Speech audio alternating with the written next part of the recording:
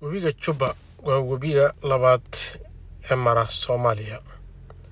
Wabiga jubba wuxuu ka soo farcamaa buuraha kore ee Itoobiya isagoo loo yaqaano wabi ganane. Wabiga wuxuu maraa dhul badan oo deegaanka Soomaalida ka mid ah.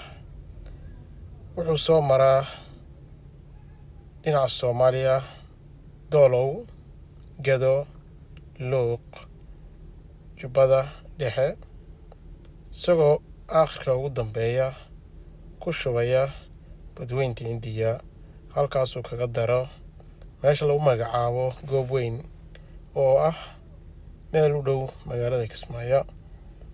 Wabigu waa faa'iido badan yahay.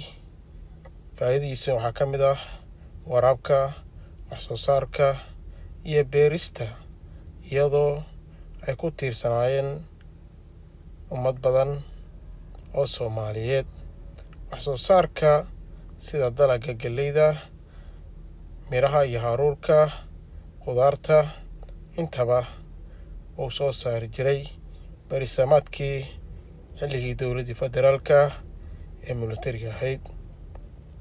Hadda xilligan lagu jiro, dowladda federaalka Soomaaliya maxay ka qabatay mase awooddaa inay tagto?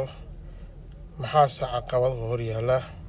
Caqabadahaas waxaa ka mid ah ammaan darrida sida shabaab, dayactir la'aan, kanaaladii dowladda federaalka hore xirmay, iyo dhibaatooyin badan oo soo wajahay wax soo saarkii dalka, halkaasood muddo inay caqabado badan ka jiraan. Maxay kula tahay adigu daawade? Sidaas u aragtaa wabiga jubba iyo faa'iidadiisa?